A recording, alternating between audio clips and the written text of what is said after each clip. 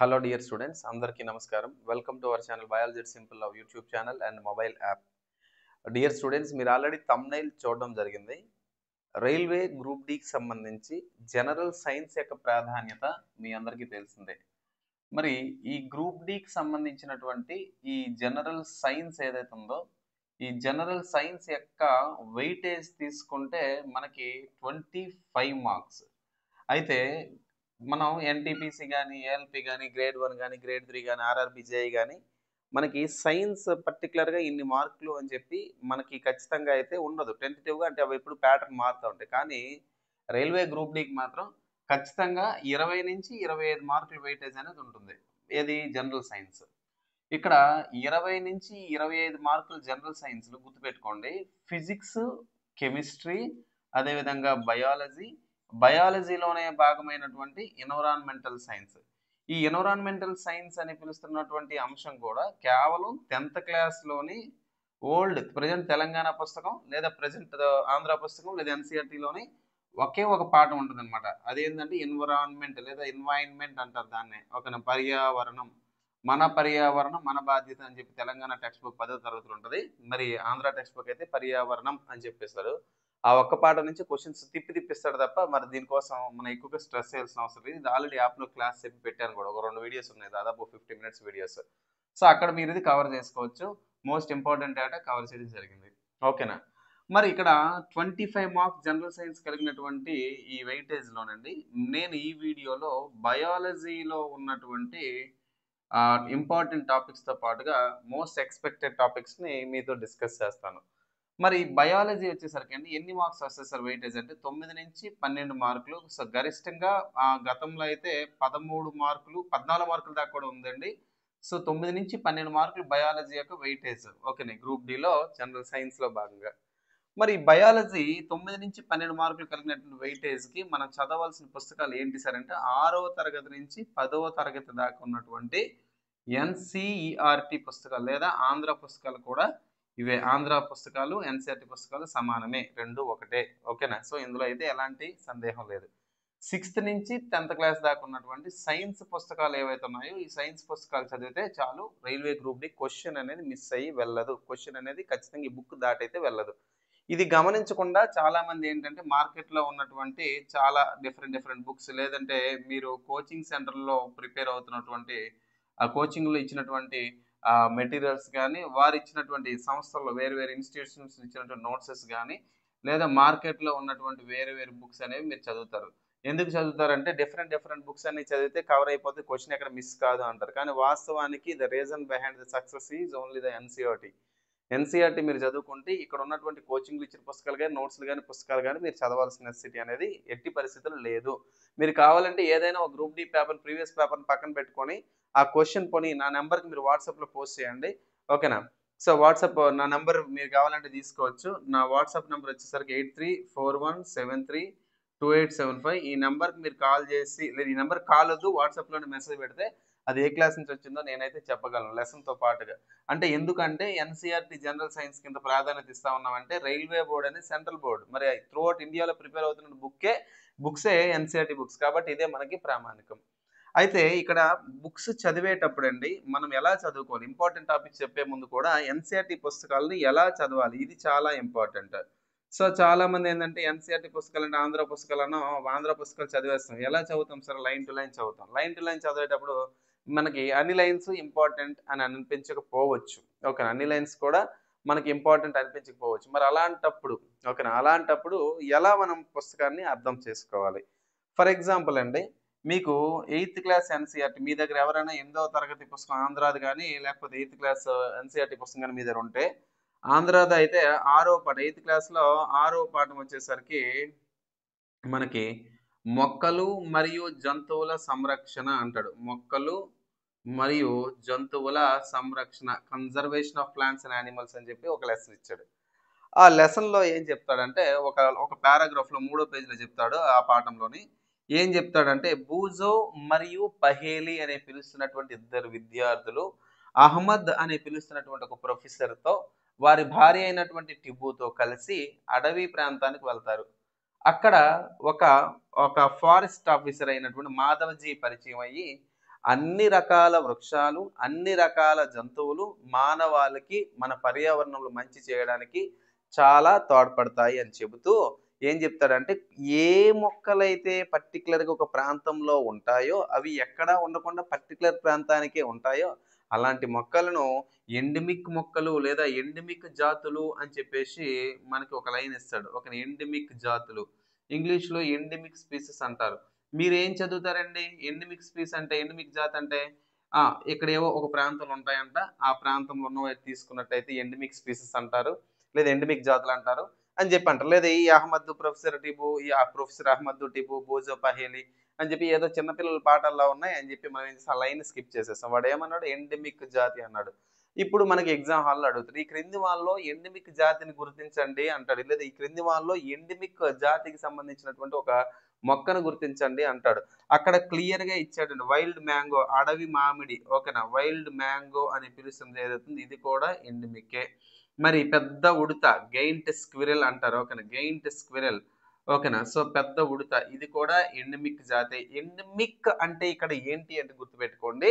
ఒక పర్టిక్యులర్ ప్రాంతానికి మాత్రమే ఫిక్స్ అయ్యి ఉంటాయి. ఈ 2 కూడా ఎక్కడ భారతదేశంలో దొరుకుతాయంటే మధ్యప్రదేశ్‌లో ఉన్నటువంటి పచ్మర్హి అని పిలుస్తున్నటువంటి ఒక జీవావరణ ఒక రిజర్వ్ బయోస్ఫియర్ రిజర్వ్‌లో మధ్యప్రదేశ్‌లో ఉన్నటువంటి పచ్మర్హి అని పిలుస్తున్నటువంటి బయోస్ఫియర్ రిజర్వ్‌లు ఉంటాయి.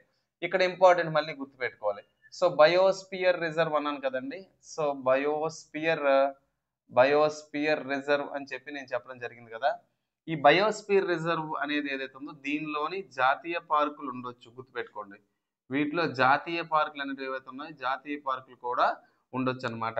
ఓకేనా. మరి ఇక్కడ జాతీయ పార్క్ ఇక్కడ పచ్మర్హి అనే పిలుస్తున్నటువంటి బయోస్ఫియర్ రిజర్వ్ లో ఉన్నటువంటి జాతీయ పార్క్ ఏది అంటే సాత్పురా జాతీయ పార్క్. ఏదండి? సాత్పురా జాతీయ పార్క్. ఓకేనా. అదే విధంగా వైల్డ్ లైఫ్ శాంక్చురీస్ ఉన్నాయి. ఓకేనా. అంటే అభయారణ్యాలు ఉన్నాయి. ఇందులో ఏంటి భోరి అని పిలుస్తున్నటువంటి ఒక అభయారణ్యం, అదే విధంగా పచ్మర్హి అని పిలుస్తున్న అభయారణ్యం. ఇలా 2 రకాల అభయారణ్యాలు ఉన్నాయి. అంటే మనకి టెక్స్ట్ బుక్ చదివినప్పుడు ఒకదానితో ఒకటి ఒకదానితో ఒకటి లింక్ అయి ఉంటుంది. ఆ లింక్‌ని మనం పట్టుకోవాలి. మరొక మాట చెప్తాను. మరొక మాట ఏంటంటే 6వ తరగతిలోని మొదటి పాఠం ఏంటంటే ఆహారంలో అంశాలు. ఓకేనండి. ఆహారంలో అంశాలు కాంపోనెంట్స్ ఆఫ్ ద ఫుడ్. అక్కడ ఒక లైన్ ఇస్తాడు. ఏమంటాడంటే మనలో చాలా మంది ప్రతిరోజు కూడా చపాతీని ప్రధాన ఆహారంగా తీసుకుంటాము అని అంటాం. మనం ఏమనుకుంటాం ఇదేంటి చపాతీ ఏంటి, దోస ఏంటి, ఇడ్లీ ఏంటి ఇలా డిఫరెంట్ డిఫరెంట్ ఇచ్చారు. దీని నుంచి మనం బిట్‌ని ఎలా ఎక్స్‌ట్రాక్ట్ చేయాలి? చపాతీ అంటే పిండి పదార్థం. అంటే చపాతీ పిండి పదార్థం అంటే దేని యొక్క ఏ పోషకం యొక్క మరొక పేరుగా మనం చెప్తాం? కార్బోహైడ్రేట్లు. అంటే నీకిక్కడ అర్థం కావాల్సింది ఏంటంటే ఆహార పదార్థాలు అనేక రకాల పోషకాలుంటాయి. ఆ పోషకాలు అన్నిటికన్నా ఎక్కువ శక్తి ఇచ్చే పోషకం ఏది? Highest nutrient values which are present in a single nutrient is carbohydrate. అర్థమైందా? మరి దీని తర్వాత ఏమంటాడు కొవ్వులు ఫ్యాట్స్ అనేటివి ఏవైతే ఉన్నాయో ఇక్కడ కార్బోహైడ్రేట్ల తర్వాత కొవ్వులు కూడా అత్యంత ఎక్కువ మొత్తంలో శక్తినిస్తాయి అంటాడు. ఇప్పుడు నీకు ఎగ్జామ్‌లో అడుగుతాడు.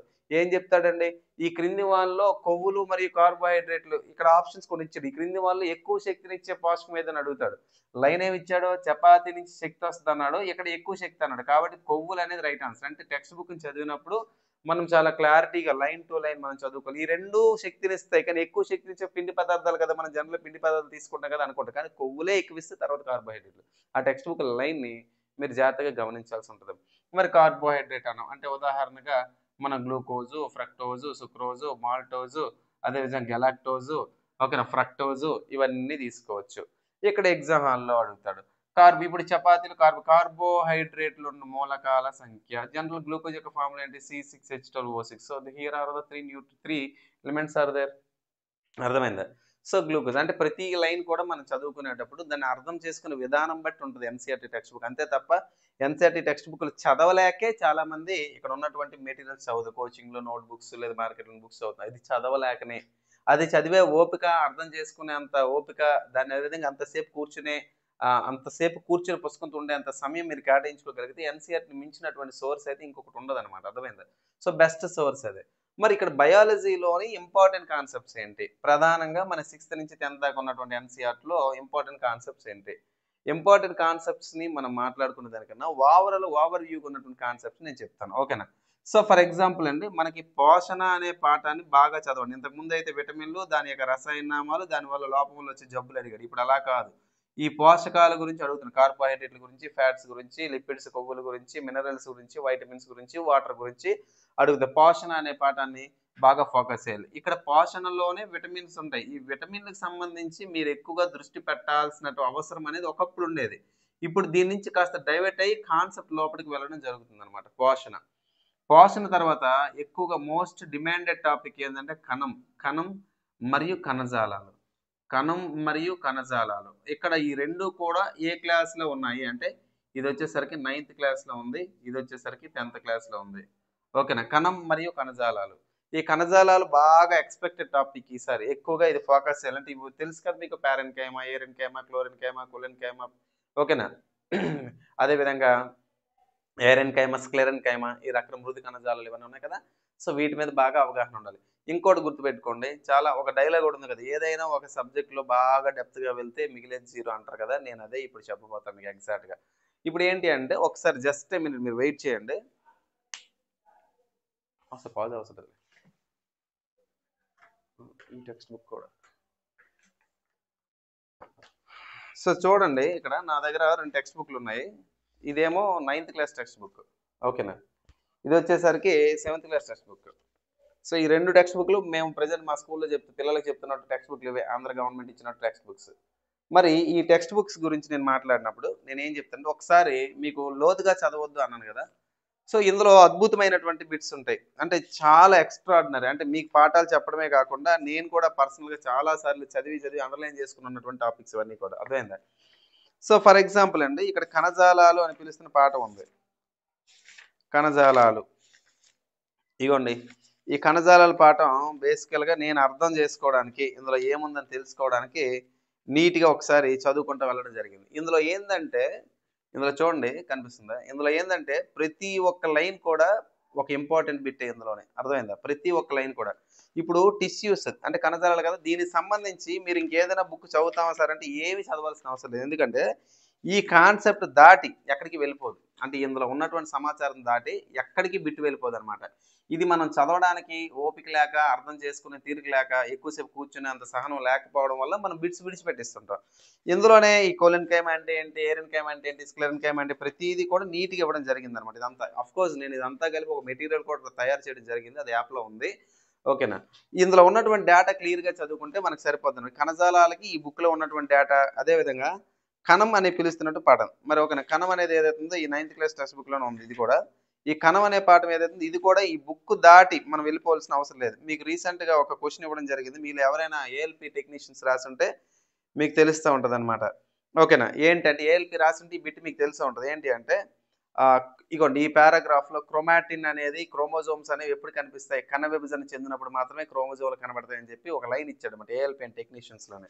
మరి ఇందులో నుంచి ఇవ్వడం జరిగింది, ఎక్కడ బిట్ అనేది మిస్ కాలేదనమాట. మొత్తం ఈ టెక్స్ట్ బుక్ అంటే కణం దగ్గర నుంచి బిట్స్ ఇస్తే ఈ బుక్లో ఉన్నటువంటి డేటాని ఇది దాటేది వెళ్ళట్లేదు. ఇది మనం గమనించకుండా వేరు పుస్తకాలు చదవడం వల్ల బిట్స్ మిస్ చేసుకుంటున్నాం కావాలని. సో అది కొంచెం మీరు గమనించండి. సో పోషణ, కణజాలం ఇవి బాగా మీకు అవగాహన ఉండాలి.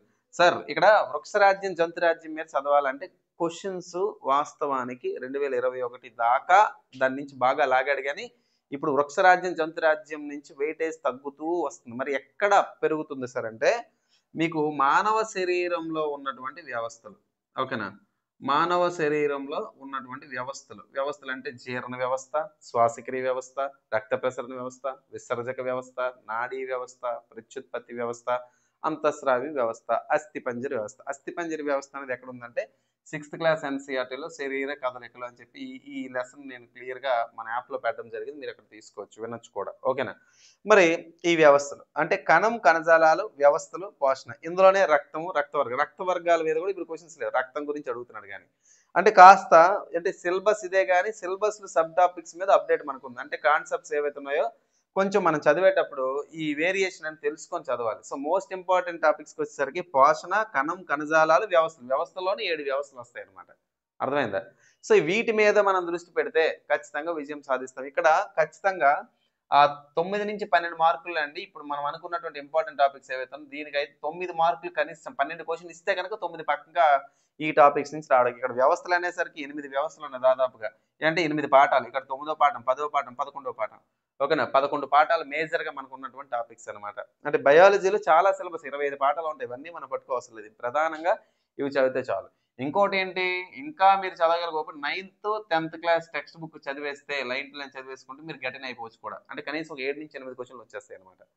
అందుకే నేనేం చేశానంటే యాక్చువల్‌గా థర్డ్ క్లాస్ నుంచి 10థ్ క్లాస్ దాకా ఉన్నటువంటి biology, physics, chemistry AP text బుక్స్‌లో ఏదైతే సమాచారం ఉందో విత్ ప్రూఫ్స్ పేజ్ నంబర్‌లతో సహా ఓకేనా? లైన్ టు లైన్ ఎక్స్ట్రాక్ట్ చేసుకొని మీకు బయాలజీ, ఫిజిక్స్, కెమిస్ట్రీ సంబంధించి ఒక పీడీఎఫ్ అనేది మనం అందించడం జరిగింది. దీంతో పాటుగా మళ్ళా అభ్యర్థులు ఇబ్బంది పడతారేమో అని చెప్పి బయాలజీకి సంబంధించి తెలుగు మీడియం మరియు ఇంగ్లీష్ మీడియంలోని hand written Telugu medium hand written material నేను చేత్తో ఇంటర్మీడియట్ కూడా టచ్ చేసి రాయడం జరిగింది. అర్థమైందా? అవి కూడా మళ్ళీ ఇంగ్లీష్ మీడియంలో plus third to 10th NCERT content అంతా కలిపి ఇదేమో Telugu medium third to 10th. బయాలజీకి వస్తే తెలుగు మీడియం ఉంది, ఇంగ్లీష్ మీడియం ఉంది. అంటే సార్ మళ్ళీ ఇందులో బయాలజీ ఒకటే అంటే ఇది స్కూల్ బయాలజీ, ఇది కాంపిటేటివ్ బయాలజీ రెండు కలిపి రాయడం జరిగింది. అర్థమైందా? ఇదంతా కలిపి కేవలం మీకు రూ. 100 వ్యాలిడిటీ రూ. 100 కాస్తూనే 6 నెలల వ్యాలిడిటీ అంటే యాప్‌లోనే చదువుకోవాలి, జిరాక్స్ తీసుకోవడం అవ్వదు. సో, దీంతో మనం ఈ పీడీఎఫ్ కూడా అందించడం జరిగిందనమాట. ఆన్‌లైన్ క్లాసులు చేశాము, ఉన్నాయి. కానీ మిగతా క్లాసులు యాడ్ చేయలేదు. కొన్నాళ్ళు కొంచెం టెక్నికల్ ఇష్యూ రావడం, తర్వాత నాకు కొంచెం హెల్త్ ఇష్యూస్ రావడం వల్ల వీడియోస్ చేయలేకపోయా. సో, టెక్నికల్‌గా ఈవెన్ మొబైల్ కూడా మనం రికార్డ్ చేసే మొబైల్ కూడా పోయింది. మళ్ళీ కొత్త మొబైల్ కొని మళ్ళీ మనం రావడం జరిగింది. అందుకనే ఈ లేట్స్ ఇవన్నీ అవుతా ఉంది. మీకు ఆ ఇబ్బంది ఉండకూడదని చెప్పి పీడీఎఫ్‌నే ఫస్ట్ ప్రిఫరెన్స్ ఇస్తున్నాను. ఎందుకంటే వీడియోస్ చేసేదాకా. అర్థమైందా? సో, మీకైతే కావాలంటే గనక మన యాప్‌ని డౌన్‌లోడ్ చేసుకోవచ్చు. బయాలజీ ఇట్స్ సింపుల్ అనే యాప్‌ని డౌన్‌లోడ్ చేసుకోండి. చేసుకుంటే మీకు కంటెంట్ దొరుకుతది. సో, బయాలజీ నుంచి ఫోకస్ చేయాల్సిన అంశాలు పోషణ, కణము, కణజాలాలు, వ్యవస్థలు. ఇవన్నీ కూడా ఏ క్లాస్‌లో ఉన్నాయి సార్ అంటే 9th, 10th టెక్స్ట్ బుక్సే. ఇవి చదువుకుంటే చాలు. టెక్స్ట్ బుక్‌లు చదివి అర్థం చేసుకున్నంత టైం నాకు లేదు. NCERT English medium Andhra text బుక్‌లు కూడా చదవగలను కానీ నేను ఎంప్లాయ్‌ని కాస్త ఏదో ఒక జాబ్ చేసుకొని రోజు తక్కువ టైం దొరుకుతుంది అనుకునే వారికి లేదా స్టూడెంట్స్ ఈ టెక్స్ట్ బుక్‌లు చదివి నోట్స్‌లు రాసుకున్నంత టైం పెట్టుకోలేక సమయం ఒక సబ్జెక్ట్‌కే పెట్టుకుంటే ఎక్కువ టైం అవుద్ది అనుకుంటే ఈ పీడీఎఫ్ మీరు తీసుకోవచ్చు. ఈ రూ. 100 పీడీఎఫ్ మీరు తీసుకుంటే యాప్‌లోనే ఉంటుంది. జిరాక్స్ తీసుకోవడానికి అయితే అవ్వదు. ఓకేనా? ఇంకా అలా అన్ని సబ్జెక్టులు కూడా ఈవెన్ ఫిజిక్స్‌కి సంబంధించి అంటే ఇక్కడ ఫిజిక్స్, కెమిస్ట్రీ రాసాము. అలాగా మళ్ళీ జీకే పీడీఎఫ్ కావాలంటే జీకే పీడీఎఫ్ ఉన్నాయి. అదేవిధంగా కెమిస్ట్రీ ఆన్‌లైన్ క్లాసెస్ కూడా ఉన్నాయి. కెమిస్ట్రీ ఆన్‌లైన్ క్లాసెస్ కూడా స్టేట్ ఫ్యాకల్టీ చెప్పినటువంటి క్లాసెసే. అర్థమైందా? సో, ఫిజిక్స్ ఆన్‌లైన్ క్లాసెస్ అవుతున్నాయి. బయాలజీ మనం ఇంకా కొంచెం పెండింగ్ ఉన్నాయి. వాస్తవానికి నేను చేసేస్తా అన్నాను. సో, అది టైంకి అందించకపోవడం వల్ల కాస్త నేనే పర్సనల్‌గా గిల్టీగా ఫీల్ అవుతున్నా. కంటెంట్ అనేది చేయలేదని చెప్పి. ఎందుకంటే వరుసగా అంటే టెక్నికల్ ఇష్యూస్ ఫస్ట్‌లో కంటెంట్ అంతా అయిపోయిన తర్వాత ఎరేజ్ అయింది. మళ్ళీ కంటెంట్ చేద్దాం అనుకుంటే టెక్నికల్ ఇష్యూ వచ్చింది. మళ్ళీ హెల్త్ ఇష్యూస్ వచ్చింది. తర్వాత ఫోన్ డ్యామేజ్ అయింది. కంటిన్యూయస్‌గా ఏమైందంటే ఈ అబ్‌స్ట్రాక్షన్స్ అన్ని రావడం వల్ల కాస్త ఇబ్బంది పడ్డామనమాట. సో, అందుకనే ఆ కంటెంట్ అనేది యాడ్ చేసుకుంటూ వెళ్తాం. మీన్‌వైల్ మీరు పీడీఎఫ్ అంతా ఏదైతే ఉందో మీరు ప్రిపేర్ అయితే సరిపోద్దనమాట. సో, ఇది బయాలజీలోని ఇంపార్టెంట్ టాపిక్స్ దీనికి సంబంధించి. తరువాత మీకు దీని తర్వాత జనరల్ అవేర్‌నెస్ సంబంధించి ఎన్‌టీపీసీ గ్రూప్ డీకి కూడా ఉపయోగపడే విధంగా general awareness history, Geography, economy, polity ఎలా ప్రిపేర్ అవ్వాలి, ఏంటి, వాట్ ఈస్ వాట్ అని కూడా మీకు మీకు చెప్పే ప్రయత్నం చేస్తా. అతి త్వరలోనే మనకు ఒక 2000 bits general awareness history, economy, Geography, polity, current affairs, GK, biology, physics, chemistry మీద 2000 బిట్స్ అంటే కేవలం బిట్స్ వన్ లైనర్స్ ఏవైతే ఉన్నాయో రెడీ చేస్తున్నాం తెలుగు మీడియంలో. వెరీ సూన్ అది మీకు లాంచ్ చేస్తా. సో, ముందైతే మాట ఇవ్వట్లేదు. లాంచ్ చేసిన తర్వాత నేను వీడియో చేసి పెడతా. ఓకేనా? Right. Thank you. Thanks for watching this video. Thank you very much.